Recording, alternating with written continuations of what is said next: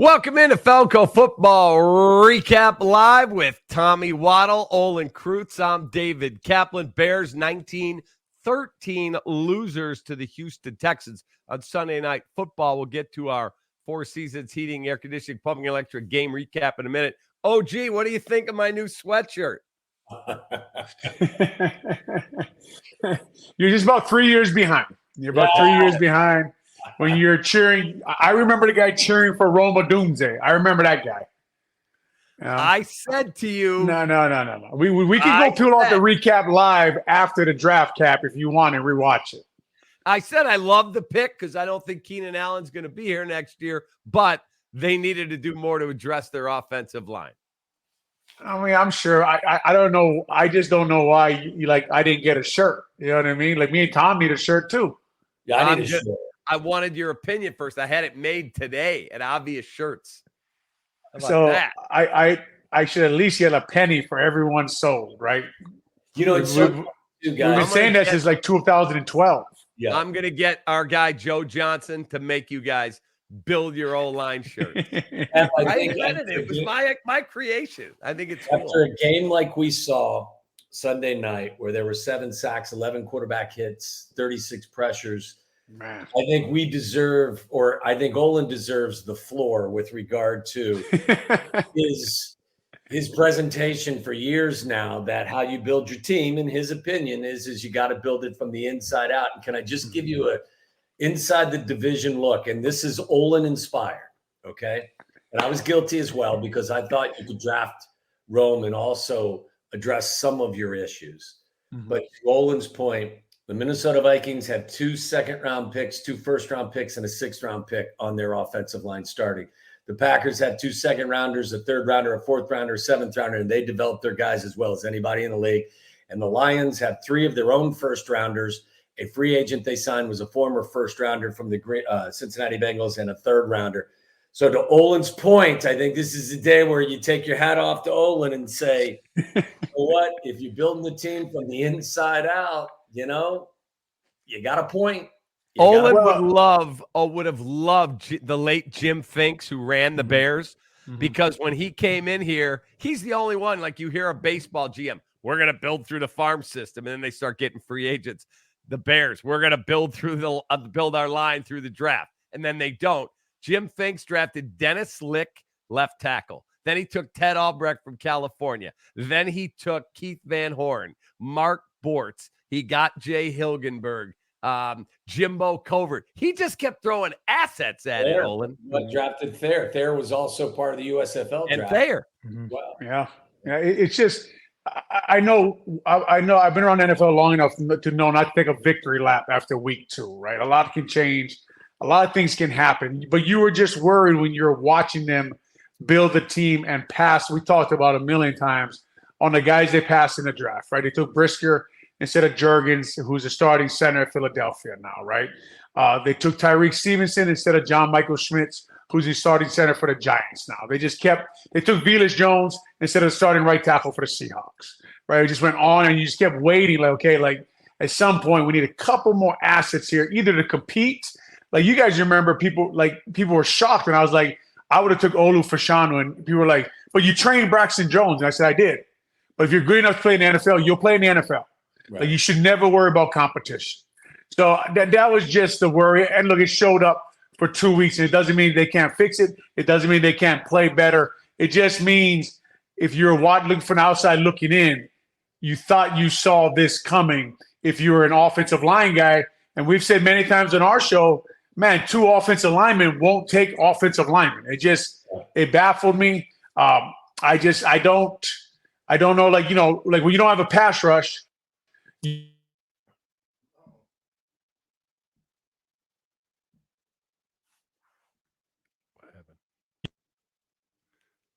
I think we lost Olin there. We'll get Olin back. Right in the middle of him, we were tossing. There he is. He's back. There I was going to say, right in the middle of the offense, like, we were giving Olin the floor to take a victory lap. All I'm doing is repeating myself every time we talk, right? So it's just like, look, that was a bad 2 weeks, man. It was a bad 2 weeks. Some of those sacks, look, 2 sacks, Caleb Williams. 1, he ran out of bounds, right, for 0 yards. The other one, he slid early. So those are 2 out of the 5. So you are playing with a rookie quarterback, but you still got to block inside pressure. Darnell Wright got to stop ducking his head every time someone runs at him, because like we talk about a million times on this show, Tom talks about it all the time. Whatever your weakness is, they will find it. And you are on film now that every time someone runs at your inside shoulder, you step back, you duck your head at them. Guess what they're going to do? Jab inside, spin, right? Jab inside, come around you. He's going to have to fix that, guys. We talked about it last year. I said, love his game. He ducks his head a lot on pass pro. Yeah. Someone's going to see it. In terms of watching that game, Tommy, offensively, Caleb missed on some deep throws that I think he will hit down the road. I don't know that to be gospel. I can't predict the future. Are you at all concerned by what you've seen the first 2 weeks? I'm not concerned. I mean, look, these were, I think Olin would agree. I mean, in terms of a front, these were 2 really difficult challenges. The Titans presented different challenges. It's more on the interior. But this group has a couple of elite pass rushers on the outside. I don't know how you guys feel about D'Amico Ryans. I love him as a head coach and a defensive game plan type of guy. What my concern would be, Cap, is that ultimately you find your quarterback is finding himself under duress too often, and then his eyes start to come down and he starts to develop some bad habits because he's taken too much abuse. I think some of that will be alleviated by the opponents in the next 2 weeks. You get the Indianapolis Colts. They are without 2 of their best defensive linemen. They're 31st in the league in yards allowed. You can run the football on them. The following week, you get the Los Angeles Rams, who have just been decimated by injuries. They're the 32nd ranked defense. So you're going to catch a breather here, which I think is going to be really important for this group. I would preach patience. I'm not putting my head in the sand, and I'm not telling you there aren't things that need to be addressed. But there's a lot of new here, right? You have a new quarterback playing in a new system with a lot of new weapons, and the offensive coordinator's getting used to different things. You faced, as I said, a couple of really difficult challenges at the line of scrimmage. As I also mentioned, you got to get a breather right here. I just think that we all need to take a deep breath, allow this thing to develop a little bit. Like I said a couple of weeks ago, when it's time to storm the castle, I'll storm the castle with you. I'm not there yet. I need to see, it takes time. And I think that in a lot of ways, guys, we expect, because Caleb is a really good player and because we drafted him first overall, that he was going to go out and do everything that CJ Stroud did. Maybe CJ Stroud's the unicorn. Maybe, I watched the film again for a 3rd time today, and he just does some shit that's just uncanny for a kid in his 2nd year. So I guess, not to quote Aaron Rodgers, I would just say for Bears fans at this point, relax. Things need to be addressed. Things need to be adjusted. And things need to be, looked at. But I would still take a deep breath at this moment. We're going to talk to Bears safety Kevin Byard. He'll join us here on the show at 8:30 tonight. You're watching Feldco Football Recap Live. Olin, if you were in charge of this offensive line unit, what would your message be this week? Would you move guys around and put, as you have said a million times to me on the phone and on the show, put Tevin over on the right side next to Darnell Wright, or would you just keep it as is? It's always hard after 2 games like that, where everybody wants change and you don't want to panic as an offensive line coach. Now, I will tell you this. When I've watched Coach Morgan's game plans now for a few years. I watched him in the preseason, which I thought he had a lot of input when they were running the ball. I think they got to give Coach Morgan more input, to be honest with you. I think they got to ask him what he thinks his guys do well, and should we be doing that more? At 9:55 of the first half, I tweeted this out. They ran downhill behind Darnell Wright, and they let Tevin Jenkins double team with Shelton. Both the D tackles were on the ground. Guys, with the D tackles these guys had, you had to run downhill with them. They are fast defense. They were saying they were playing 2-9 techniques, and we were trying to run outside. Right, our touchdown. They ran like a jet sweep quarterback power. Coach Morgan's not calling that. I don't look. Listen, he's an offensive line guy. He wants to run downhill behind Darnell Wright. Get Caleb under center and just run downhill a little bit, especially against defense like that. We talk about it all the time. Styles make fights. You have to play against who you're playing against that day. You have to attack what they're weak at. That defense with Darnell Wright, Nate Davis, Coleman Shelton, and Tevin Jenkins and Braxton Jones and Mercedes Lewis, you go downhill. And that play, I think they got like 8 or 9 yards. And they ended up getting a first down. That's the one that quarterback sneaked. And then they ran out of shotgun on like 4th and inches. I'm baffled by that. But yes, I would have never moved Tevin. I think we're way past that. I might move him back. I would have to see what's going on in that building. I don't know what certain guys are doing in my culture. I move him back. I make myself a side there. Tevin Jenkins, Darnell Wright, Mercedes Lewis, Cole Kmet. And I say, come stop us, man. Come stop us over here. And then I take pressure off my young quarterback, drop back, turn his back to the defense, show him the ball, make them step up, let him attack him with that arm that he's got. He's got a great arm. I think it's just a little – it doesn't mean you have to do it all the time. It's just a little too cute for me right now. I don't think Coach Morgan has all that much input, even though he's a run game coordinator, in the run game right now. Swift was cutting the ball way too early this week. Let me ask you this question, too, on top of that, Olin. With that in mind, to me, it looks like DeAndre Swift is a guy that wants to go laterally.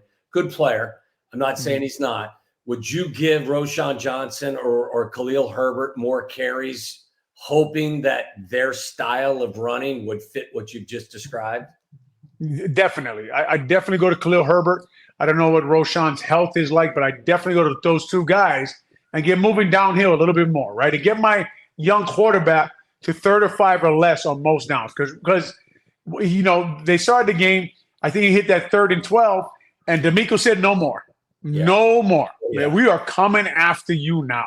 And then it was just live. And I've been in games like that, played against Greg Williams a few times, and every down is a blitz down. They're coming after you. Played against the Giants in the Meadowlands. You had to remember, Cutler had 10 sacks, 9 in the first half. Played against the Seahawks in 2010, 6-7 sacks, right? It's just, I've been in games like this where everything's going downhill. Coordinator keeps throwing the ball. Guys keep getting hit. And eventually, like, everyone has to come together, realize what everyone does well, ask the guys to do what they do. Right now, they are struggling in pass pro, right? They are.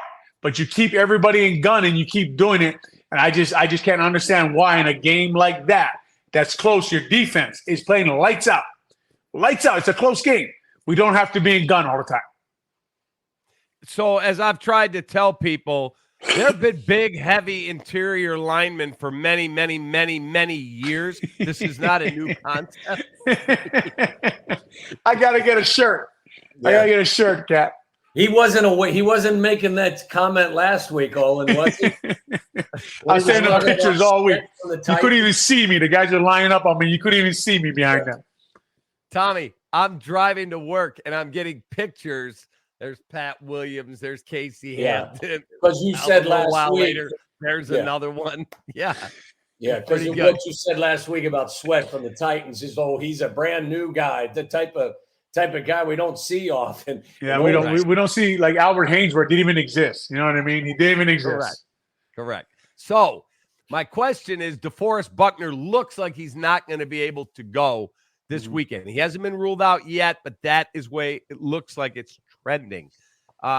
In terms of him being out of the Colts attack, how much does that affect the Bears game plan with him not there? And I believe Latu, the rookie, is banged up as well.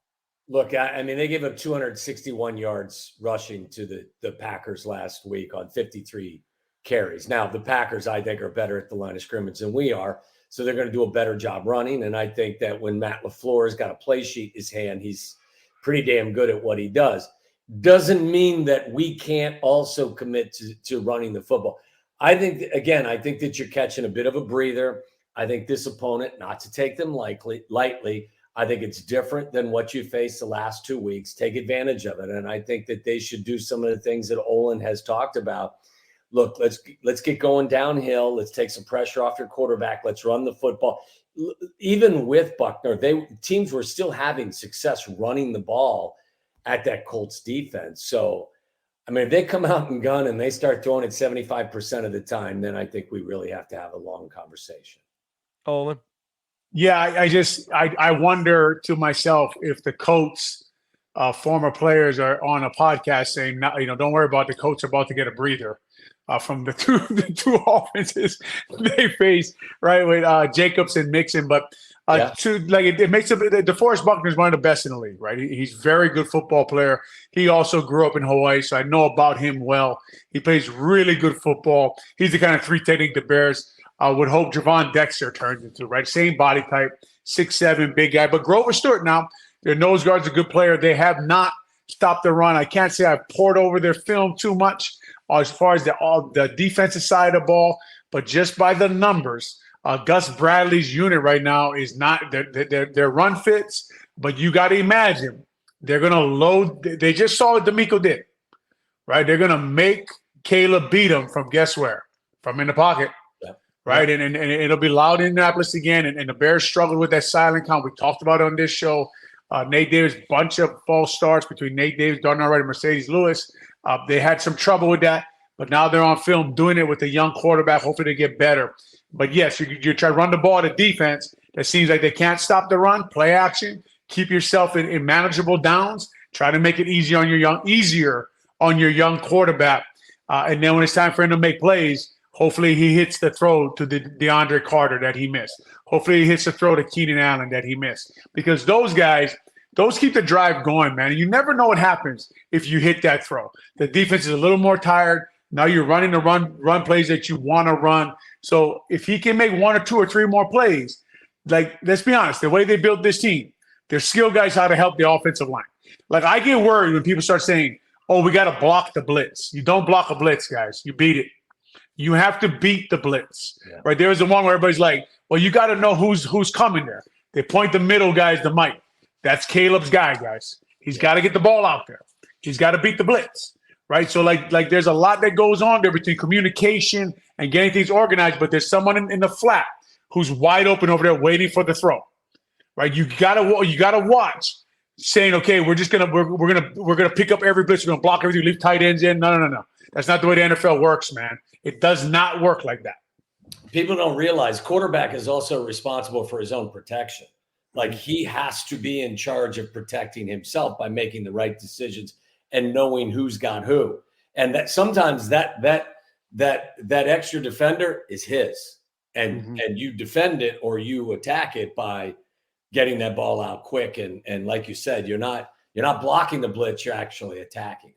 All right, it's time for our player of the game, brought to you by aptabt.com, my favorite store in the world. And if you use code Kaplan25, you'll get $25 off a purchase of $150 or more. Just KAPLAN 25. And we're giving it to Nico Collins and Kaimi Fairbairn. Collins, 8 catches, 135 and a touchdown. Fairbairn, 4 field goals, including a 59-yarder after a false start penalty. That would have been good from 65. It was unbelievable to watch this guy drill field goals.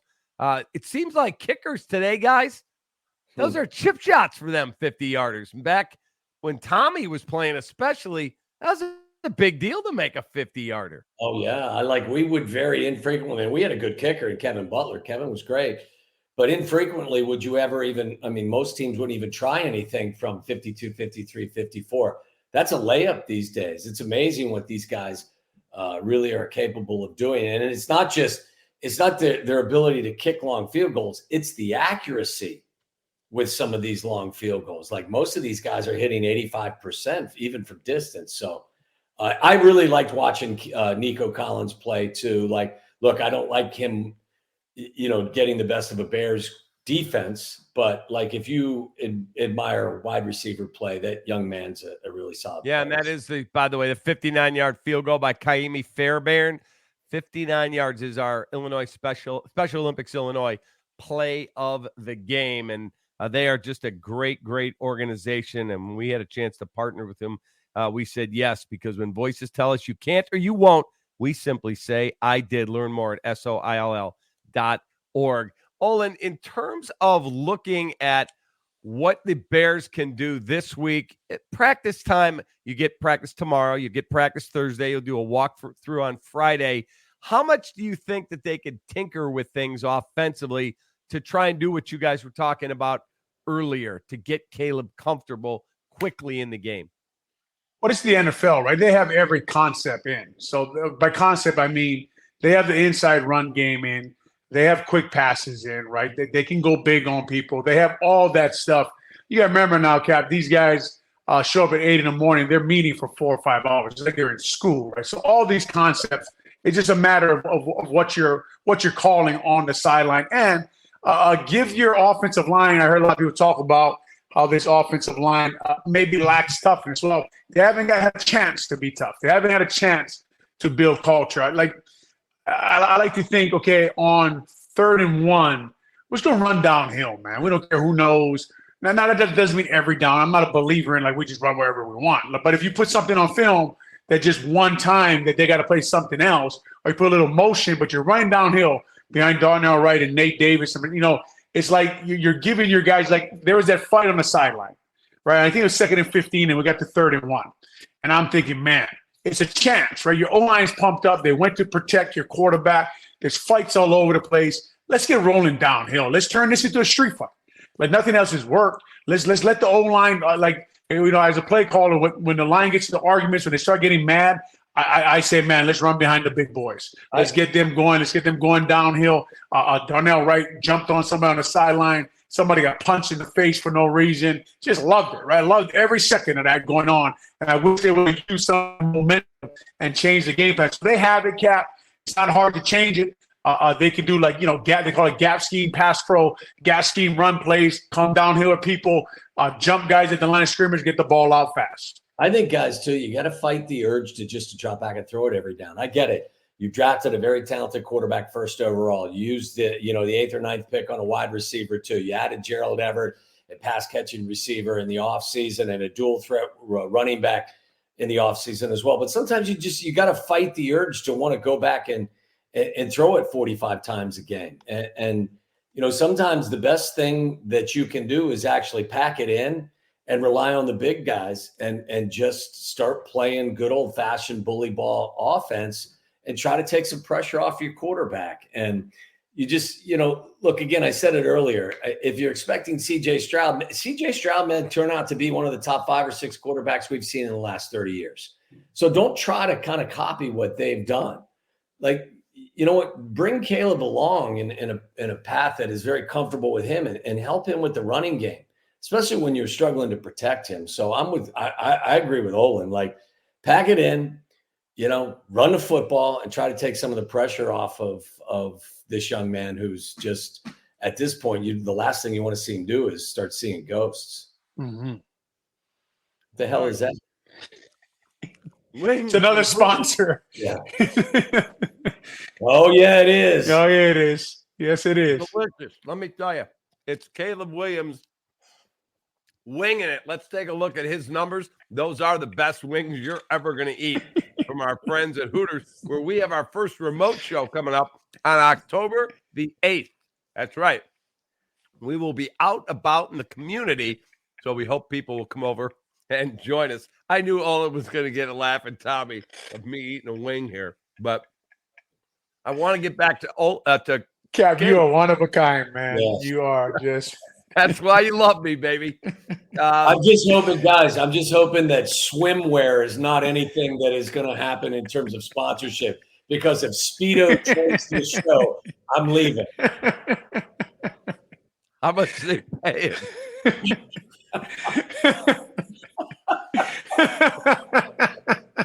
This segment brought to you by Speedo. Oh my goodness, man! How much do they pay it? I'm in. Cap, you look amazing in Speedos, man.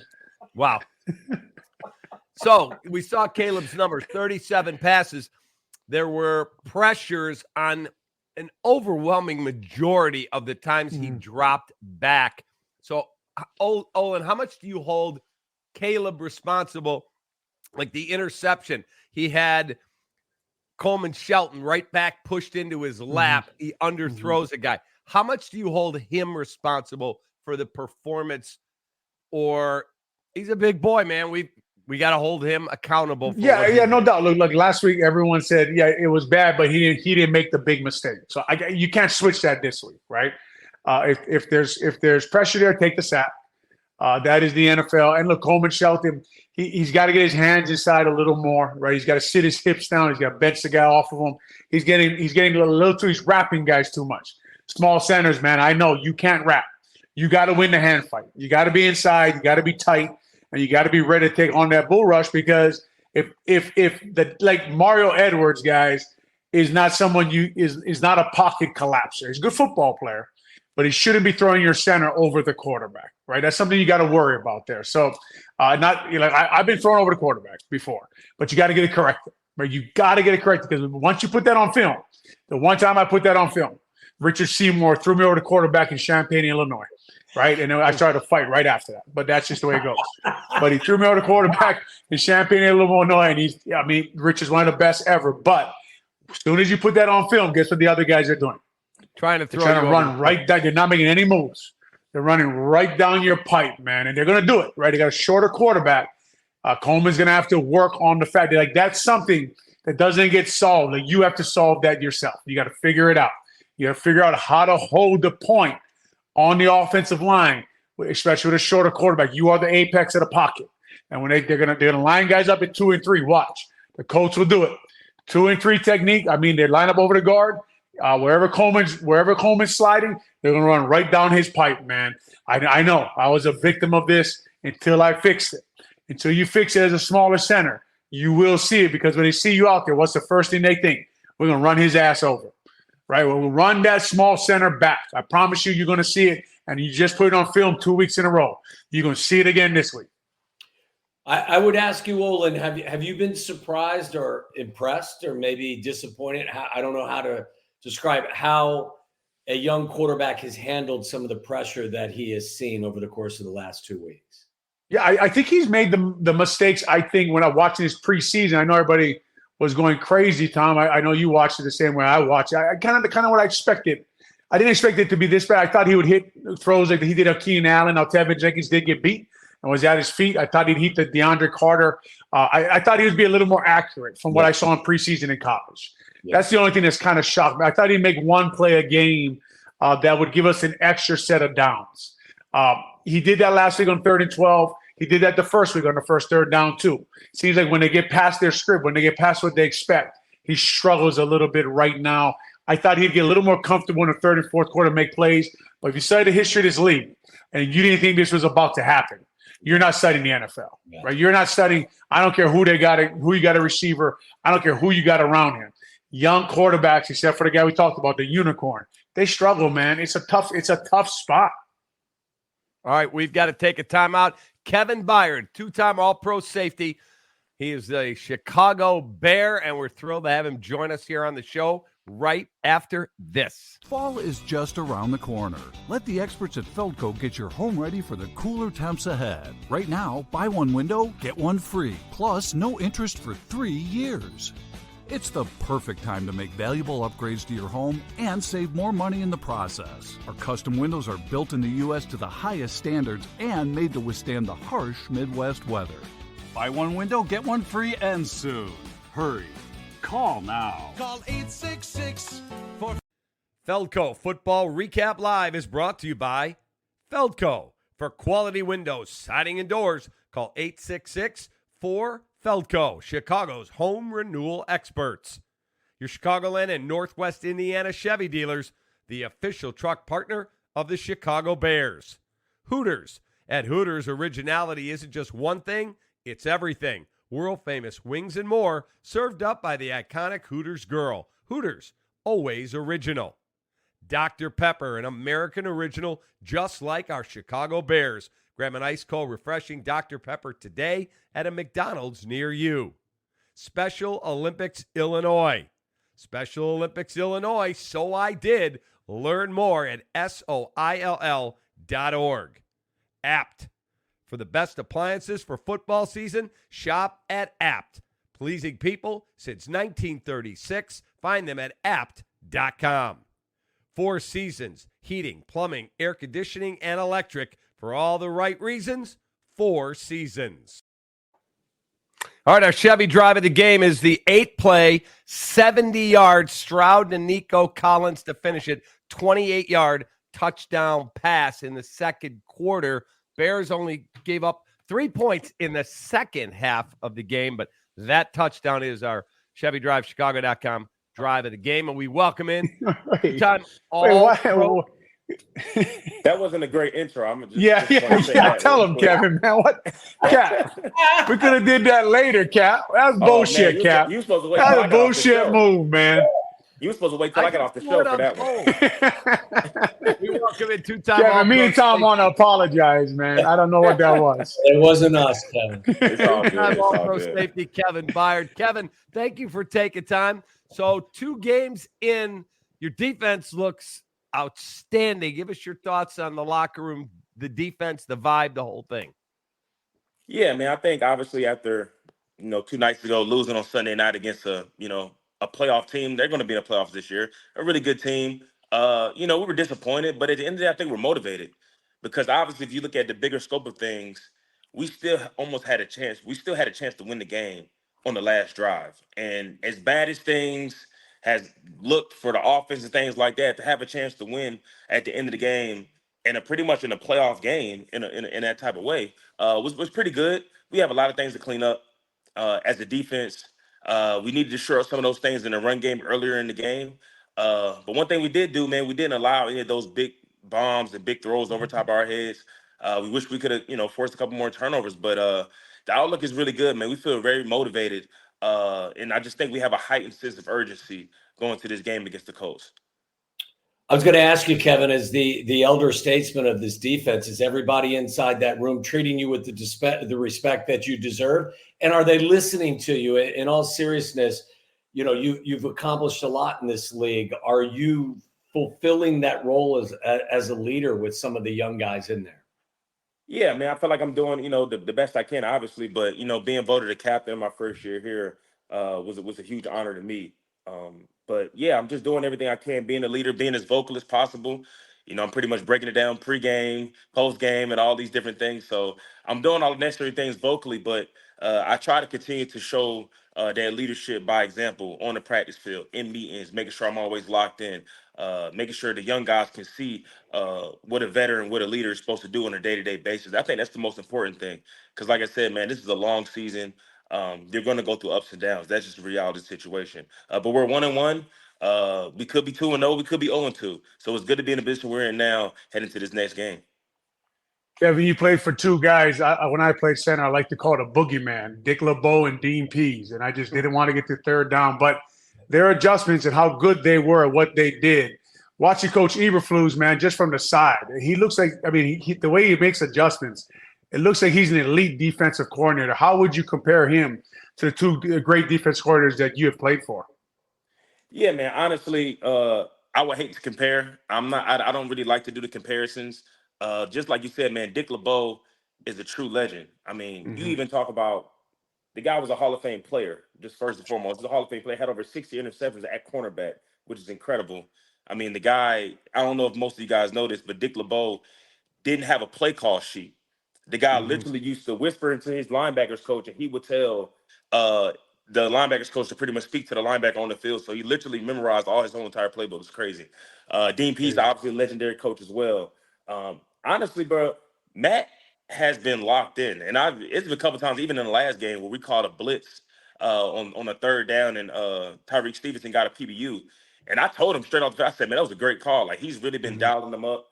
And I know last year was a lot of talk from even some of the players was like, man, we play a lot of zone. We're in cover 2. We're doing this.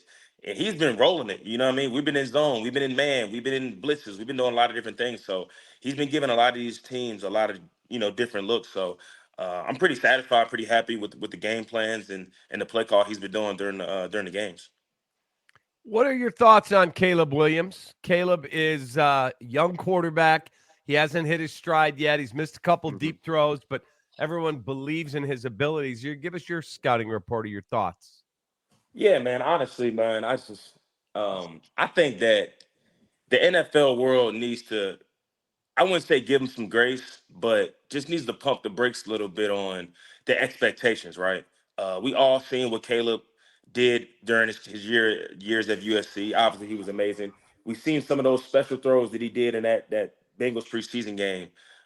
It's tough being a quarterback in this league. You know what I mean? Like, you look at some of the greatest quarterbacks to play this game. Peyton Manning, we all know he threw like 30 interceptions his rookie year, ended up being one of the greatest quarterbacks. Tom Brady didn't play his first year or so.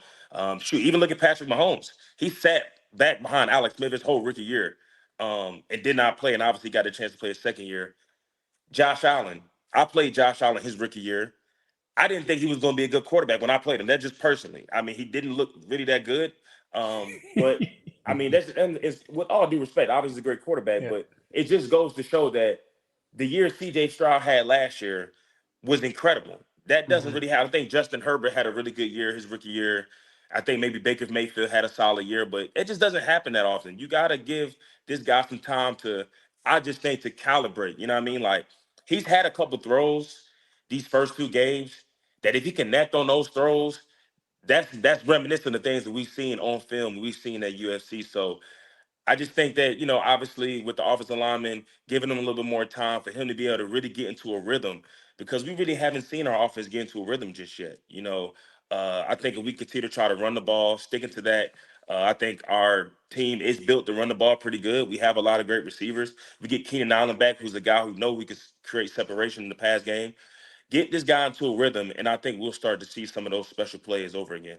Kevin, you mentioned CJ Stroud. Is he a unicorn? Is he one of these guys that just maybe is so much better than everyone expected, especially at such a young age or a young stage of his career? And it's just not fair to compare other rookie quarterbacks to what CJ was able to accomplish last year. Yeah, that's exactly what you just said. I mean, I think that most rookie quarterbacks struggle. The majority of them struggle their first year. That's why, the old way of doing things were to sit these guys and let them learn from a veteran. But, nowadays with, college programs and how these quarterbacks are developed in college, now the way is put them in early as possible. And you have to expect some of these struggles. And I understand that this league is a year-to-year league, and I'm a veteran myself. You have veteran players that we want to win right now. But I knew going into this season, which as much as I expect from him, I expect him to be great. I want him to be great. I also had to manage my expectations because I just been in this thing long enough to understand that it's very hard, and you want him to come out and fire on all cylinders, throwing for 300-400 yards, first couple of games in the season. But, if he doesn't, it's not the end of the world. At the end of the day, this is a long season. Me as a leader on the defense, I've been talking to the guys all offseason, like, we're going to have to take it upon ourselves to play well early in the year to try to help this young guy to calibrate and get ready and understand that you're going to face some really good defenses. You're going to get a lot of looks that you've never seen, especially at the college level. Certain things you can't practice for. And I think he'll continue to get better. And but like you said, man, CJ Stroud, man, it's very hard to compare a lot of great quarterbacks to the year he had last year because, like I said, it's just very hard to play this quarterback. What type of challenge is Anthony Richardson? Go ahead, Olin. Oh, no, I was going to say from the outside looking in, it looks like that your secondary can be a difference-making secondary. It can be elite when you look at your 2 cornerbacks. Kyler Gordon reminds me a little bit of Rondé Barber, the way Rondé Barber used to come off that edge, the way he plays that nickel back position, you at safety with Brisker. What are you guys going through every game? It looks like you guys may be telling Coach Eberflus, like, look, play man, send guys. We got these guys on the back end. You don't got to worry about us. Is that the kind of presence that your secondary is trying to have where you can actually go out there and win the game yourselves? Yeah, honestly, I tell Coach that call whatever you want to call. I don't really think it matters. You know what I mean? Like, if you want to play man, we can go there and we can play man and we can lock up everybody. If you want to play zone, which I love to play zone, you want to have eyes on the quarterback to get turnovers, we can do that. But we also have some really good – our front 7 is really good too. You know what I mean? Like, you have obviously 2 of the best linebackers in the league. Billings is my favorite, man. Billings is my favorite, Kevin. Man. Listen. That fumble he caused, taking on a double team, that's something, man. That's Tunsil too. That's Laramie Tunsil. Billings, because I think we were in the same draft class. But obviously when I got here and getting to know him and to kind of see the impact that he has on his team, I mean, talking about a guy that just takes up space. We were in the locker room joking one day, and it was like an argument against some of the defensive linemen because I ain't gonna lie, in practice, these guys run. Like, they run sideline to sideline. And Billings was arguing with Javon Dexter about who's faster. And Billings showed this clip in college when he was at Baylor, and he hawked this running back down like 30 yards down the field. It's crazy impressive. He said he hit 20 miles an hour. I don't believe it. But like I said, that guy, he's a very underrated defensive tackle, nose tackle in this league. He means a lot to our defense because, like you said, he's able to take up space, and he allows Tremaine and TJ to get downhill, and it's very impressive. But like I said, man, our defense, we feel like we can really keep our offense in games, and we can win games. Obviously you've seen that week 1 being able to get a pick 6 to win the game. So we're a very confident group, and we're definitely going to be confident going into this week against Anthony Richardson. What type of a challenge is Anthony Richardson? Mobile, got a big arm. He had Alec Pierce in the first week. It's one of the best throws. In fact, I think there was an analyst on CBS. One of the maybe it was Bill Cowher said it's the best throw I've ever seen. It was ridiculous. Yeah, it was crazy. Obviously, we all seen that throw. I played against him last year when I was in Tennessee. He got injured that game. That was the game he broke his shoulder. So he only played a little bit, but even just watching him on film earlier in the year, it's always tough, man. The way the league is now, I think Kirk Cousins might be the last of a dying breed when you talk about quarterbacks that, all these quarterbacks are dual threat now. They all have the threat to be able to run the ball and make plays, with their feet. And Anthony Richardson is the prototypical guy that has the strong arm. He's very mobile. You have to account for him in the run game as well. So we're going to have to defend them all. I think first and foremost, when you go on the road, 2 things that you have to accomplish as a team. You have to be able to run the football, and then you have to be able to pack a strong defense. So I think for us, first and foremost, we have to stop the run. We all know Jonathan Taylor is one of the best backs in the league. We're going to have to make sure we contain him. We're going to make sure we have to limit those big plays that Anthony Richardson wants to get. We cannot allow Alex Pierce, who's very underrated speed guy, who can really, he's a 50-50 ball guy on the outside. We cannot let him take the top off the defense. And we got to create some turnovers, man. Like a big fumble recovery and fumble force by myself and Bill this last week. But we need at least 2 or 3 turnovers on the road, man. I think if we can do that, those 3 things on defense, we should win this game for sure. Kevin, aside from football, what about our great city have you enjoyed most in your short time here? Yeah, I mean, first and foremost, since I've been here, obviously it hasn't had an opportunity to get cold yet, but this weather has been great. I think summertime Chicago. Let's wait. Listen, summertime Chicago might be a number 1 city in the country. I think it's very hard to beat this weather, the people, the city. I've been able to, I think the week before the season started, me and my family was able to stay downtown for a little staycation, I would say. And, me and my wife went out to dinner, went to this really good Italian restaurant. The food is incredible. I think you have to try very, very hard to get bad food in Chicago. You have to try very hard. Like, I don't care. You can go to a local spot. You can go somewhere downtown, steakhouse, whatever. All the food has been incredible. And the fan base has been, it's been top tier. Like you said, and honestly, I didn't even realize that Chicago was the 3rd largest city in the country until I got here. I didn't even realize how big it was and how beautiful the city is. I mean, even leaving the stadium, I don't know which street it is once we leave the stadium, but we're kind of riding along Lake Michigan, and you see all those boats and stuff out there. It's just like, man, this is an incredible city. So me, my family, my kids, they're all up here too. So we've been loving the city so far. What is with the Anthony Rizzo jersey? I got to ask you.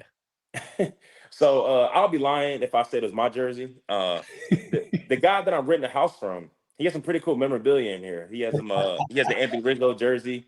I'm not sure how he got it. Could have been an auction. He could have got it personally signed from him. I'm not sure. But yeah, it's not mine though. I actually have to get to a Chicago Cubs game so I can get me a jersey myself. Yeah. Exactly. That's the team. Hey, man, we really appreciate you taking time for us. We'll have you back again during the season. And your show, Intercepted, is fantastic. How are you enjoying doing that? Oh, it's been very fun. Something that I kind of even just during the off season, it's something that I kind of wanted to experiment with. And like I said, I'm appreciating the opportunity to be able to do this show, bringing on some really cool guests. I'm going to have another cool guest on next week. Not going to spill the beans just yet. But like I said, I've been having a lot of fun. I think the guests been having a lot of fun, just kind of opening up and relaxing and having great conversations. Well, all the best. Good luck in Indy this week, and we appreciate you. 100%. Thank you, guys. All right. There Thanks, he Kevin. is. Kevin Byard, 2-time first-team All-Pro safety with the Titans, now playing for the Chicago Bears. What a good dude, man. Just chill. Good player, too. Like, what he does, too, is like, I'm not sure last year, Olin, you could speak to this maybe better than me. I don't think you could, just play your safeties. Like, you had to move them around. Now you can play them and drop them, either guy, whether it's Brisker or it's Kevin. Like, they are so much more versatile than they were last year. And I think he's been a tremendous addition to that secondary. Olin, Yeah, what was with the your take addition, on with the addition of, go ahead. I'm sorry, Cap. I was going to ask you, what was your take on the challenge? The first challenge I did not understand. I felt like Ray Charles was the guy up in the booth going, I think we should challenge. I didn't get that one.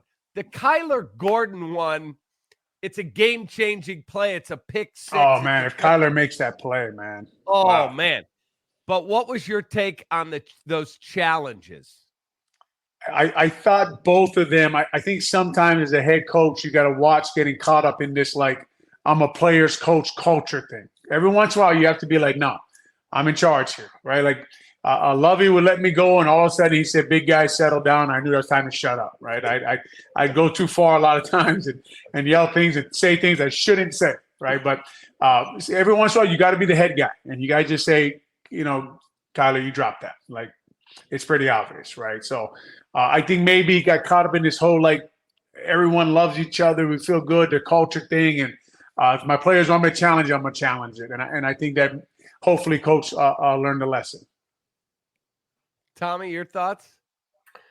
Yeah, I don't think, I think Olin's spot on. As much as you want to be acknowledged and recognized and liked by your players, you're still the man in charge. And I thought that, if you watch the film, and I don't know, because I haven't seen, the wide angle look of it, like Kyler basically got out of position.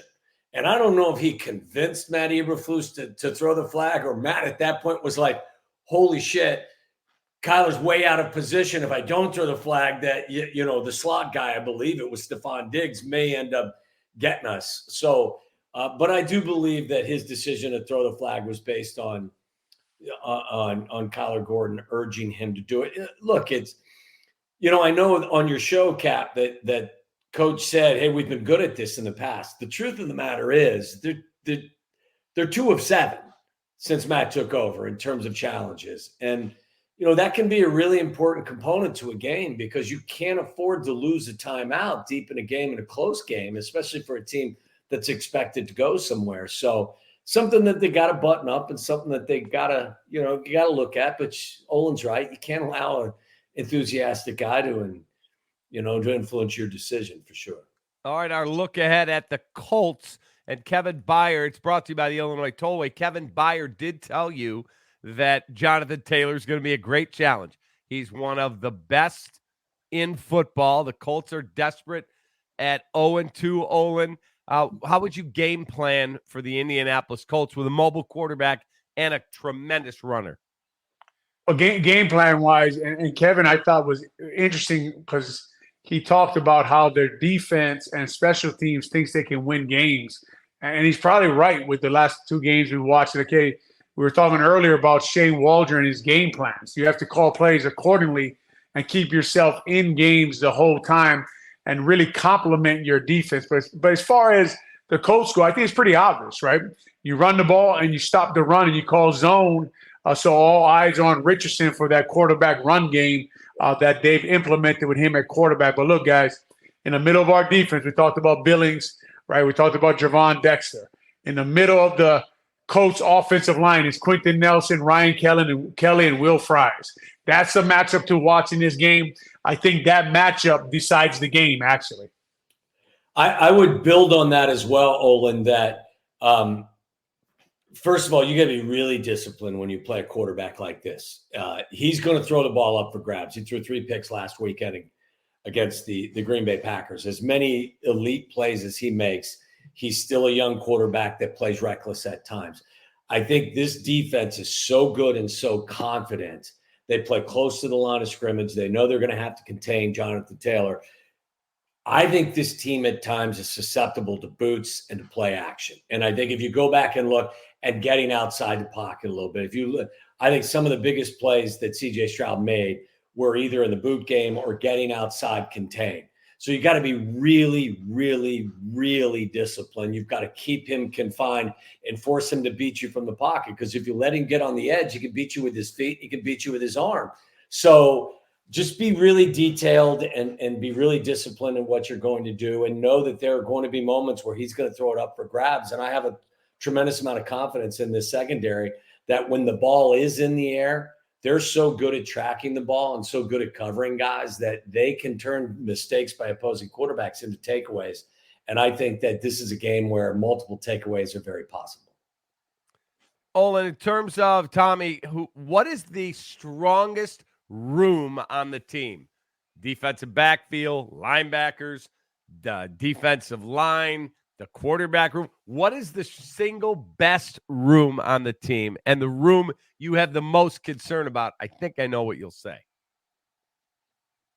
Yeah, through 2 games, it has to be the secondary, right? The secondary has been elite. I mean, I know Nico Collins' numbers, but they kept them under 20 points. And we talked about going into the game, you're worried about all the weapons the Texans had, right? For that unit, for that coach to say, look, we're gonna play man. We're gonna blitz the hell out of Stroud, and we're gonna that's how we're gonna try to change this game. And they almost made the right call with Kyler Gordon there on that pick, right? And it's the room I'm worried about. I'll go away from what is the obvious one, the tight ends. I don't really know what the plan is there. I don't really know what's going on with Everett and Cole Kmet and Mercedes Lewis, but I think they got to get that area straightened out just a little bit more. I think there's a few rooms on offense actually that you could go to. Olin, I think it's such a great point with the tight ends. Week 1, everyone was bullshit. Everyone's upset that Cole's not getting the same number of snaps that Gerald Everett. My question to Shane Waldron would have been, why are your tight ends not more involved in the actual concept of the passing game? Mm-hmm. Because everything they were asking, whether it was Everett or it was Cole, it was just like release routes, safety valves, pin the end of the line of scrimmage. None of these guys were really involved in anything down the field. I thought Cole, to be honest, and I like Cole. I think Cole's a really good inline tight end. If you ask Cole Kmet to play the position like George Kittle, I think you're asking him to do something he's not really equipped to do. I thought Cole struggled a little bit this past weekend with some of the blocking. Whatever they asked him to do, I thought there were moments where he could have been better. I'm with you 100%, Olin. I think you have to rely more on these tight ends in terms of getting them involved in the passing game, not just with flats, not just with screen plays. Ask them to threaten the middle of the field. Ask them to try and get a favorable matchup with a linebacker or a safety. And I think they need to get more involved. Cap, I think at the beginning of the season, I would have said, with a good deal of prejudice, the wide receiver room. But I think what we've seen is that secondary is pretty damn good. So that's where I would go. And the obvious is the offensive line. I hate to say that to Olin. No, it's true. But you got to worry about them by watching them. And one thing I think about a lot, just from you guys being part of football, Cap, you coach a lot of basketball. I help coach now. I've coached football for a long time. You have to really get into games to learn your team, if that makes sense to you, and to learn actually what you have on your roster and how to use them. So as much as, give Caleb a break, trying to give Shane Waldron a little bit of a break here as he learns, maybe I should be running Khalil Herbert and Roshan more. Maybe I should use Cole like this. He just has to learn how to use. They put all these pieces in this building. It look great from the outside, right? But they got to learn how to use it first. So I'm waiting to see these little adjustments as we go along here, where he starts to put guys in better position to make plays. I think we can see that Swift isn't a guy you run downhill 1,000 times, right? He's not a guy. He even cut that outside zone too early. Everybody wanted to fire Nate Davis, but it wasn't Nate's fault. It's just very interesting. I mean, I'm going to be watching these games to see how this comes along now that they're starting to have 2 games of film on themselves. What do they actually want to be? What does their identity actually become? I think that's such a great point, and it's something that I mentioned. And in this city, I made this statement the other day, and people jump my ass for it. 3 things that are part of being a fan in Chicago: death, taxes, and bitching about the offensive coordinator. And as I said too, there will be a moment to storm the castle and get after Shane Waldron, and I'll be part of it when it's necessary. But I agree with what Olin is saying. Nothing's perfect right now, but he's learning how to use his guys and get the most out of them. Has it been perfect? No. Should there be improvement? Yes. If there's not improvement, will we be upset? Also, yes. I just think it's too early to come to any conclusions about a lot of different people in that building right now. All right, it's prediction time. We get 2 keys from Olin because he holds his prediction for the weekend. Tommy and I step out and give our predictions. Tommy, what do you got, kid? You know, I at the beginning of this year, I predicted that this would be a loss for the Bears because I like Shane Steichen. I think that there's some talent on that defense. I think it's a tough place to play. You could convince me that preseason prediction isn't going to come to fruition because of the injury to Buckner and because of, I think Latu may not be available in this game. This is a desperate Colts team. I do think that they're very well coached, at least on the offensive side of the ball. But with that said, I'm still going to stick with the fact that I think that this is a tough spot for the Bears. I was almost going to go to the other side. You wanted to, man. I'm like you. I want to do it. I convince myself for it, but there's nothing more dangerous, and Olin could tell you better than I, in the National Football League than a desperate football team. And I think at 0-2 at home, they find a way to win like just a horribly, ugly game, 17-16 or something like that. Oh, gee, your keys.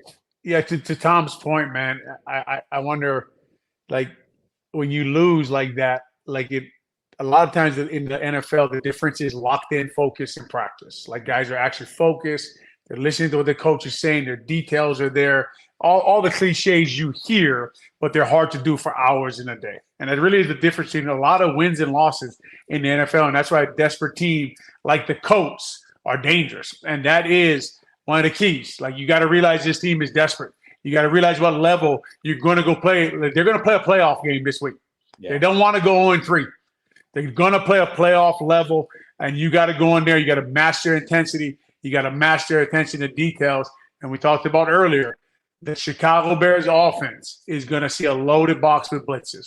How do they handle that this week? Again, on the road with some noise. Like Houston, I could hear the Bears fans. I don't know if you're going to hear that in Indianapolis. So we'll see how this game goes. But just the adjustments. They got film now. First time they're all on the road together. First time Shane Waldron was there. Let's see what the adjustments to the blitz and running the ball and keeping themselves on schedule. Big key to this game. I've got the Bears winning the football game 24-17, and Caleb throws his first touchdown pass of his young NFL career. Who? He's going to hit DJ Moore for a score. Well, DJ would love that because DJ's frustrated right now. I don't know from the film, but it looks quite apparent to me. And why not get your best player, your best offensive player more involved? So I hope you're right, Cap. I hope I'm right, too. Gentlemen, by the way, the play of the game, I never announced that from this past week, was the Nico Collins touchdown pass. Could have been the pick six by Olin's guy from UW, Kyler Gordon, but we'll give it the Dr. Pepper play of the game to the Nico Collins touchdown. Kev, how did you put that stuff on the screen right before Kevin came on, man? I don't run the control. My friend Frank does. There's nothing I can do about it. By the way, can I just suggest the defensive play of the game brought to you by Speedo was, in fact, the Billings forced fumble. Now, Big Bill in a Speedo would be something also. Bingo. That would be amazing. That would be amazing. All right, the defense travels, man. The defense travels on the ball. Let's see what happens. Yeah, let's go get them. You guys have a wonderful rest of your night. Love doing this with you. A lot of laughs tonight, and I love that you guys hold me accountable. Have a great rest of your night. Thanks, Cap. Thanks, Tom. See you guys. I'm David Kaplan. We'll see you next week. Fall is just around the corner. Let the experts at Feldco get your home ready for the cooler temps ahead. Right now, buy one window, get one free. Plus, no interest for 3 years. It's the perfect time to make valuable upgrades to your home and save more money in the process. Our custom windows are built in the U.S. to the highest standards and made to withstand the harsh Midwest weather. Buy one window, get one free, and soon. Hurry. Call now. Call 866 for Feldco. Some days, you've got big things to care about. Like that. And that. Luckily, the Whirlpool Smart Range automatically updates itself with features like Air Fry. So you can worry less about keeping up with the latest tech and care more about keeping up with the latest trends. Say cheese. Everyday care, Whirlpool. To see the full line of Whirlpool appliances, shop at Act, pleasing people since 1936. Feldco Football Recap Live is brought to you by Feldco. For quality windows, siding, and doors, call 866-4FELDCO, Chicago's home renewal experts. Your Chicagoland and Northwest Indiana Chevy dealers, the official truck partner of the Chicago Bears. Hooters. At Hooters, originality isn't just one thing, it's everything. World-famous wings and more, served up by the iconic Hooters girl. Hooters, always original. Dr. Pepper, an American original just like our Chicago Bears. Grab an ice-cold, refreshing Dr. Pepper today at a McDonald's near you. Special Olympics Illinois. Special Olympics Illinois, so I did. Learn more at SOILL.org. Apt. For the best appliances for football season, shop at Apt. Pleasing people since 1936. Find them at apt.com. Four Seasons, heating, plumbing, air conditioning, and electric. For all the right reasons, Four Seasons.